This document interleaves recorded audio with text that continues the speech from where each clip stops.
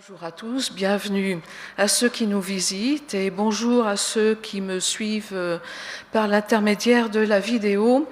Que la paix et la grâce soient sur vous aujourd'hui.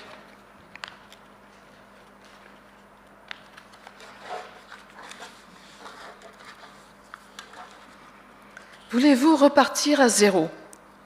Voulez-vous être transformé? Voulez-vous rester vous-même tout en étant celui que vous n'auriez jamais dû cesser d'être, sans perte d'identité, sans masque, sans altération? C'est possible. Nous avons tous en tête des images de dessins animés. Alors, vous les connaissez peut-être ou peut-être pas, tout dépend de la génération. Son Goku, ça vous dit quelque chose? Miraculous? Ou bien Superman? Alors, au moment où cela est nécessaire, ils se transforment, ils changent de costume, puis ils agissent pour sauver le monde. Alors, si vous aimez surfer sur des vidéos de YouTube, de Facebook ou autres, vous avez dû voir des images de relooking, des suites à l'action d'un coiffeur, d'une habilleuse, d'une maquilleuse, de séances de musculation. On a toutes sortes de publicités qui vont dans ce sens-là. Qui ne voudrait pas être différent et en même temps être toujours soi? Un soi-même mieux, valorisé, avec des super pouvoirs. Donc, vous avez peut-être vu les photos de la transformation de José Antonio. Donc, si vous me suivez sur YouTube, vous pouvez, sur un moteur de recherche, chercher José Antonio SDF, parce qu'il y a beaucoup de José Antonio SDF, et vous verrez donc les photos de l'avant et de l'après de ce monsieur. Voilà le commentaire qui accompagnait l'article. Sans domicile fixe depuis près de 25 ans, José Antonio a vécu un moment mémorable. Aidé par le salon de coiffure d'une connaissance, il a été totalement relooké à en devenir méconnaissable, à tel point qu'il a même été complimenté par des femmes lorsqu'il s'est promené dans les rues de Palma de Majorque et que sa vie a radicalement changé. Voilà une image qui va illustrer parfaitement notre propos de ce matin sur le vieil homme et l'homme nouveau. Voilà, c'était l'image d'illustration. Alors, si c'est la transformation physique qui vous intéresse, voyez avec votre coiffeur. Mais pour nous, ce matin, au-delà de l'apparence physique, notre être intérieur peut être changé de manière tout aussi radicale, et nous allons voir comment. Depuis le début des vacances, nous explorons la lettre aux Colossiens dans une petite série intitulée « Christ, notre force ». Pour ceux qui ont raté les épisodes précédents, nous avons vu au chapitre 1 « Christ, force de notre espérance, force de l'Évangile, force suprême, force de notre service ». Au chapitre 2 « Force de notre croissance, force de notre libération, force de notre protection ». Au chapitre 3, dimanche dernier, « Force de notre transformation ». Et aujourd'hui, force de nos relations et force de nos célébrations. Rappelons tout d'abord le contexte. Paul est l'enseignant numéro 1 de toutes les églises de culture grecque, des non-juifs, de ceux qui n'ont pas le bagage culturel juif. C'est lui qui met à portée de leur compréhension la parole de Dieu et la recadre dans un contexte universel. La lettre aux Colossiens est écrite en prison à Rome, avec d'autres lettres qui devaient être échangées entre églises, Éphésiens, Philémon. Paul ne connaît pas personnellement cette église de Colosse, fondée par son disciple Épaphras, mais il en a entendu parler de manière élogieuse. Il sait aussi que de fausses doctrines viennent s'infiltrer dans ses rangs et recommandent d'être vigilants et de se recentrer sur Christ. Il faut tout d'abord faire la chasse aux mauvaises pratiques, qu'ils sont indignes du peuple de Dieu. La section sur laquelle nous nous attardons depuis la dernière fois est l'application de l'enseignement du chapitre 2, Christ au centre. Dimanche dernier, Christ, force de notre transformation, parle de notre ancienne manière de vivre dont il faut se débarrasser. Nous continuons sur la description de notre nouvelle manière de vivre. Alors lisons le texte rapidement. Verset 9. Ne vous mentez pas les uns aux autres, car vous vous êtes dépouillés de l'homme que vous étiez autrefois avec tous ses agissements. Et vous vous êtes revêtus de l'homme nouveau. Celui-ci se renouvelle pour être l'image de son Créateur afin de parvenir à la pleine connaissance. Verset 11. Pour ce qui le concerne, il n'y a plus de différence entre juifs et non-juifs, entre circoncis et incirconcis, étrangers, barbares, esclaves, hommes libres. Il n'y a plus que Christ, lui qui est tout et en tous. Ainsi, puisque Dieu vous a choisi pour faire partie du peuple saint et qu'il vous aime, revêtez-vous d'ardente bonté, de bienveillance, d'humilité, de douceur, de patience. Supportez-vous les uns les autres, et si l'un de vous a quelque chose à reprocher à un autre, pardonnez-vous mutuellement. Le Seigneur vous a pardonné, vous aussi pardonnez-vous de la même manière. Et par-dessus tout cela, revêtez-vous de l'amour qui est le lien par excellence. Que la paix instaurée par Christ gouverne vos décisions. Car c'est à cette paix que Dieu vous a appelés pour former un seul corps. Soyez reconnaissants. Que la parole de Christ réside au milieu de vous dans toute sa richesse, qu'elle vous inspire une pleine sagesse pour vous instruire et vous avertir les uns les autres, ou pour chanter à Dieu de tout votre cœur des psaumes, des hymnes et des cantiques inspirés par l'Esprit, afin d'exprimer votre reconnaissance à Dieu. Dans tout ce que vous pouvez dire ou faire, agissez au nom du Seigneur Jésus, en remerciant Dieu le Père pour lui. Vous avez vu dans le texte, j'avais mis en gras, revêtez-vous, dépouillez-vous, revêtez-vous. Dépouillez le vieil homme, revêtez l'homme nouveau. C'est l'image d'un changement de vêtements. Tu peux afficher le changement de vêtements ? Voilà, revêtez Christ. Je ne vous dis pas d'acheter ce t-shirt-là. C'est une image d'illustration aussi.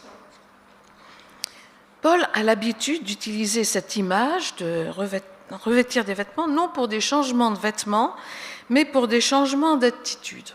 5 fois dans ses épîtres, il le fait. Pierre l'a fait une fois aussi. Le vêtement est important. Vous avez vu comment les athlètes étaient fiers de porter les couleurs de leur pays respectif. Le simple fait d'être en tenue de sport les rendait différents du moment où ils étaient en civil. Le vêtement est important. Le look est important. Donc rappelez-vous, le SDF José Antonio. Le relooking lui a rendu fierté et confiance en soi. Quand on porte l'uniforme de son pays ou de son entreprise, on en devient l'ambassadeur. Eh bien, le secret de notre transformation consiste à revêtir Christ. Aux yeux des autres, nous le représentons.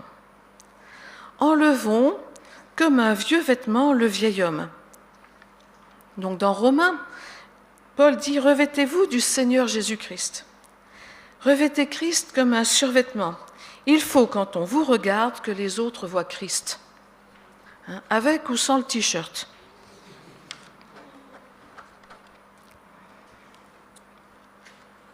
Versets 9 et 10. « Ne vous mentez pas les uns aux autres » fait partie de la liste de tout ce qu'il ne faut plus faire, qu'on a vu la dernière fois. Vous vous dépouillez du vieil homme. Il est resté au fond du baptistère. C'est votre ancienne garde-robe. Vous vous revêtez de l'homme nouveau que vous êtes devenu en recevant le Saint-Esprit. Vous êtes nés de nouveau.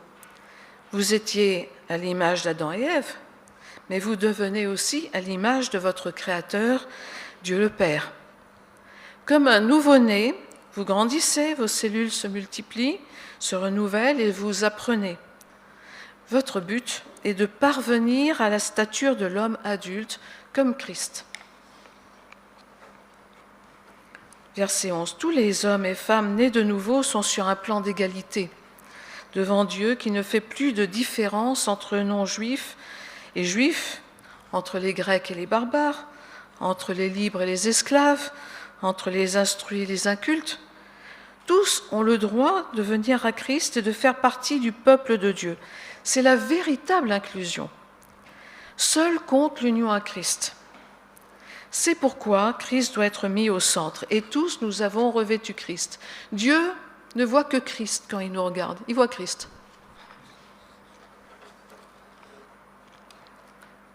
Alors, comment revêtir l'homme nouveau ? Tout d'abord,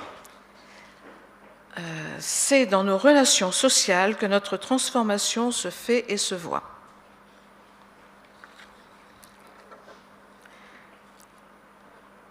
Verset 12. Regardez, là encore, Paul nous demande de se revêtir. Mais de quoi ? D'ardente bonté, de bienveillance, d'humilité, de douceur, de patience. On se croirait dans un monde de bisounours. Mais ne vous y trompez pas, c'est difficile d'être un bisounours. C'est pas donné à tout le monde. En effet, il faut aussi savoir se supporter, se pardonner mutuellement, il faut savoir se faire petit. Cela montre le côté intentionnel de notre transformation. Nous revêtons l'homme nouveau, non pas malgré nous, mais parce que nous le voulons. Intentionnel. Nous avons revêtu Christ, alors il faut être à la hauteur de qui nous représentons. Notre uniforme n'est pas un t-shirt, mais une attitude. Christ, attitude. Nous ne crions pas « transformation » en tournant en rond, mais nous prions pour être unis à Christ. Versets 14 et 15. Nous avons l'habitude, nous, de porter plusieurs vêtements, surtout en hiver, les uns sur les autres. Des sous-vêtements, des pulls, des manteaux. Et Paul empile aussi par-dessus la bienveillance, l'amour et la paix. Qu'est-ce que l'amour ? Dieu est amour, et nous ressentons cet amour avec joie. L'amour de Dieu qui nous aime comme nous sommes, pour nous mener comme il voudrait que nous devenions, avec douceur et respect. Eh bien, c'est cet amour-là que nous devons aux autres. La paix nous rappelle que nous n'avons pas à nous affronter, ni à nous tromper de combat. Ce n'est pas avec les humains que nous sommes en guerre. Nous sommes heureux de vivre unis entre nous, et c'est à Dieu que nous le devons. Soyons reconnaissants. Quand je vois la liste de ces qualités qu'il faut revêtir, bonté, bienveillance, humilité, douceur, patience, pardon, amour, paix, je constate la chose suivante. C'est un vocabulaire que tout le monde peut comprendre, sans avoir fait de théologie. Les païens les comprennent aussi, parce qu'eux aussi désirent être aimés et compris et acceptés. Eux aussi désirent la paix. On l'a bien entendu dans la cérémonie d'introduction aux Jeux Olympiques. Tout le monde veut de l'amour et de la paix. Un jeune chrétien qui vient de se dépouiller du vieil homme et qui doit revêtir l'homme nouveau ne comprendra pas le patois de Canaan que nous parlons entre nous, mais ces mots-là, il les comprend de suite. Et c'est précisément cela qu'il cherche et qu'il a trouvé en Christ. C'est cela qu'il espère trouver en venant ici, dans nos églises. Et c'est cela que nous devons donner. Et c'est cela que nous pouvons donner immédiatement, même sans avoir fait d'études. Donner de l'amour, donner de la bienveillance, donner de l'humilité. En cherchant à donner cela aux autres, nous leur montrons un visage de Christ. Christ, force de nos célébrations, c'est particulièrement lors de nos réunions que nous vivons nos relations. Or, ces réunions sont des cultes à la louange de Dieu. Alors parlons donc de nos célébrations. Je vais vous raconter une histoire africaine. Un vieux sage se reposait sur un banc, parce que les vieux se reposent toujours sur des bancs. un enfant vient le rejoindre. L'enfant disait « Mais à quoi servent les livres? Je les oublie après les avoir lus. » Alors, le vieil homme lui passa une vieille passoire, sale et toute rouillée, et lui demande d'aller chercher de l'eau à la rivière et de lui ramener. L'enfant s'exécute, mais évidemment, l'eau passe à travers les trous, et quand il arrive auprès du vieil homme, il n'en reste plus. Alors il recommence, et il recommence, et il recommence, et il recommence. À la fin, découragé, il se confie au vieil homme. « C'est impossible, ça ne sert à rien. » Et le vieil homme répond. « Tu crois que ça ne sert à rien? Mais regarde, cette vieille passoire était sale et toute rouillée. Et maintenant, elle est toute propre. Chaque fois que tu lis un livre, même si tu ne retiens pas, il lave ton esprit et te nettoie. Et plus que n'importe quel livre, la parole de Dieu lave notre esprit et renouvelle notre intelligence. » Verset 16. C'est pourquoi il faut nous imprégner de cette parole sous toutes ses formes, lue, méditée, chantée, expliquée, écoutée. Elle est là pour nous instruire, nous avertir, nous faire grandir en sagesse, inspirer nos prières de reconnaissance. La parole de Dieu est l'ingrédient par excellence de notre transformation, à condition que l'Esprit l'accompagne pour nous inspirer la bonne compréhension. Plus nous la lisons, plus nous nous mettons à penser comme elle. Jésus est la parole de Dieu, c'est lui qui l'a inspirée. C'est elle qui l'a habité dans son passage sur terre. Ils ne font qu'un. Verset 17. Finalement, nous devons nous rappeler que nous agissons au nom du Seigneur Jésus. Il ne suffit pas de dire dans nos prières « Au nom de Jésus, Amen » pour obéir à ce verset. Agir au nom de Jésus, c'est être son ambassadeur officiel. Nous devons nous rappeler qu'aux yeux des non-chrétiens qui nous entourent, nous sommes supposés agir comme Jésus l'aurait fait, comme le témoignage que nous a donné Michael. Les gens savent quand on est chrétien. Et si nous ne le faisons pas, ils seront les premiers choqués. Ils seront toujours les premiers à nous rappeler ce que nous devons faire et qu'ils ne font pas eux. Vous avez remarqué? Pour y arriver, comment faire? Tout d'abord, agir comme Jésus l'aurait fait, et en son nom. Ne nous laissons pas aller à faire ce qu'il n'aurait jamais fait. Que ferait Jésus à ma place? Que ferait Jésus à ma place? Remercions notre Dieu d'avance pour les exaucements que nous lui demandons. Cultivons l'esprit de reconnaissance envers Dieu, le Père. C'est tout le contraire de l'attitude qui consiste à se plaindre, à demander et demander sans cesse. Lors de nos cultes, encourageons-nous donc à louer le Seigneur. En conclusion, soyons transformés donc, non en criant transformation et en tournant sur nous-mêmes, mais en fréquentant la parole jour après jour, en la chantant, en cultivant un esprit de louange, en ayant conscience de notre responsabilité d'ambassadeur de Christ pour notre entourage. Paul disait qu'il était l'imitateur de Christ dans 1 Corinthiens. Il invite à l'imiter dans Corinthiens, Éphésiens, Philippiens, Thessaloniciens, à imiter Dieu et à imiter le Seigneur. Si vous ne savez pas ce que vous devez faire, il faut vous poser la question « Que ferait Jésus à ma place ?» Puis, une fois la réponse trouvée, faire comme il aurait fait. Nous sommes revêtus de Jésus, faisons comme lui, comme des sosies. Nous sommes son image. Vous savez, les imitateurs de Johnny, d'Elvis Presley, de Michael Jackson, les doublures des hommes politiques, etc., se donnent beaucoup de mal pour être ressemblants. Ils travaillent sans cesse à ressembler de plus en plus. Et nous, imitons notre Maître en cherchant l'amour et la paix. Et bon dimanche, les amis.